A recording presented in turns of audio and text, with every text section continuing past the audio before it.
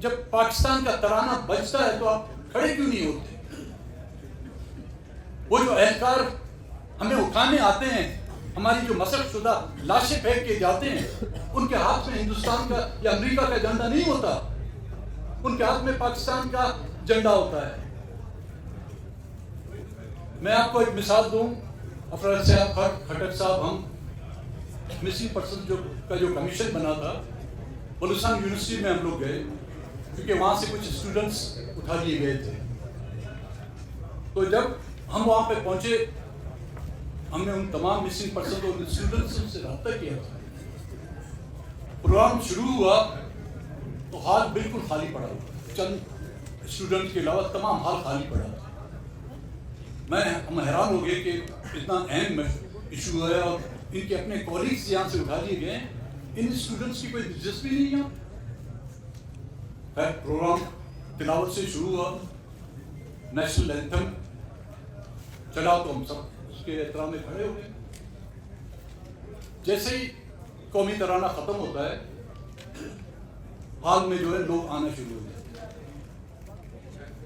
اور اس ہال میں پھر اتنا کچا کچ بھر جاتا ہے کہ ایک آدمی کے بیٹھنے کی جگہ نہیں ہے۔ وہ کیوں باہر بیٹھے تھے؟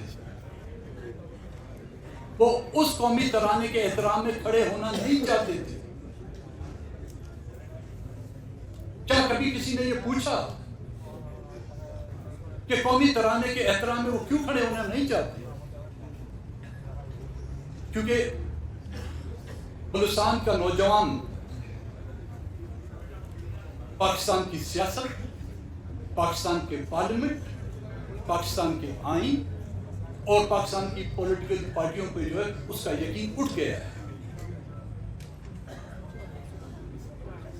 وہ نہ اس آئین کو اپنا سمجھتا ہے، نہ ہی پاکستان کے جھنڈے کو اپنا سمجھتا ہے، نہ ہی پاکستان کے قومی ترانے کو اپنا سمجھتا ہے۔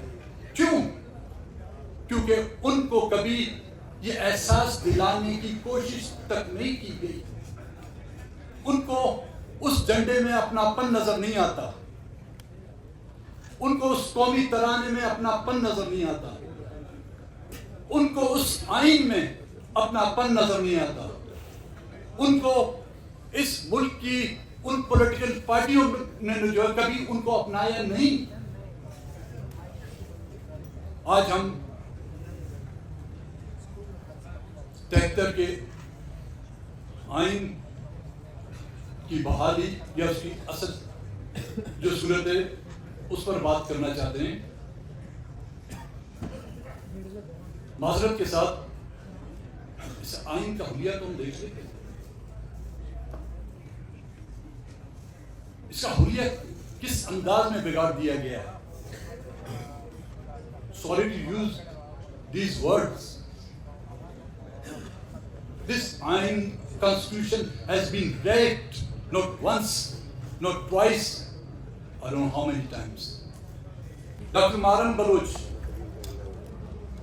اسی اسلام آباد کے جس کو تمام ملک کا جو ہے دارالخلافہ یا کیپٹل کہتے ہیں، اس میں آئی تھی۔ نگراں حکومت جس کو لوگ کیئر ٹیکر حکومت کہتے تھے، جس وقت ان کو نامینیٹ کیا گیا تھا، میں نے اسی دن کہا تھا it's not caretaker, it's undertaker. اور اس نے اپنے عمل سے، اپنے کردار سے 8 فروری کو مینڈیٹ چوری کر کے یہ ثابت کر دیا کہ حقیقتاً وہ گورکھن جس کو انڈرٹیکر کہتے ہیں گورکھن ہی تھا، جمہوریت کا گورکھن، آئین کا گورکھن، اس ملک کا گورکھن اور اس ملک میں بسنے والے کروڑوں عوام کے مینڈیٹ کا گورکھن۔ جس بلوچستان کے جس حلقے سے میں تعلق رکھتا ہوں، ڈسٹرکٹ خوزہ، اس کی 2 تحصیلیں ہیں، ایک زیری اور دوسرا اورناج۔ میں اب اس وقت جو آپ سے کہہ رہا ہوں، فلسطین اور غزہ بہت دور ہے، لیکن کوئی وہاں پر جا کے دیکھے زری اور اورناج کے حالات غزہ اور کشمیر سے جو ہے بہتر نہیں، بدتر ہے۔ لوگ ایک وقت کی روٹی کے لیے محتاج ہیں. پورے علاقے کو جو ہے سراؤنڈ کر دیا گیا ہے. نہ کسی کو ذریعہ امداد سے نکلنے کی اجازت ہے, نہ ہی کسی کو اس علاقے میں اپنے بچوں کے لیے راشن لے جانے کی اجازت ہے. جب ایسے معاملات پر ہم بولتے تھے ہمیں سب شک کی نگاہ سے دیکھتے تھے. جب ہم اپنے پیاروں کی بازیابی کے لیے بات کرتے تھے تو اسی اسلام آباد میں انہی ایوانوں میں ہمیں لوگ کہتے تھے کہ کیا بےہودہ باتیں کرتے ہو. ریاست بھی کبھی کسی کو اغوا کر سکتی ہے, ریاست بھی کبھی کسی کے بچوں کو اٹھا جا سکتی ہے, ریاست بھی کبھی اپنے شہریوں کا جو ہے قتل عام کر سکتی ہے. میں نے اس وقت بھی اسمبلی میں کہا تھا, اسد کیسر صاحب گواہ ہوں گے کہ میں نے بولا ڈرے اس دن کے لیے جب یہ معاملات اور یہ واقعات آپ پر آئیں گے. آج جو مسنگ پرسنس کا مسئلہ صرف بلوچستان تک نہیں, آج پورے ملک میں جو ہے پھیل گیا ہے.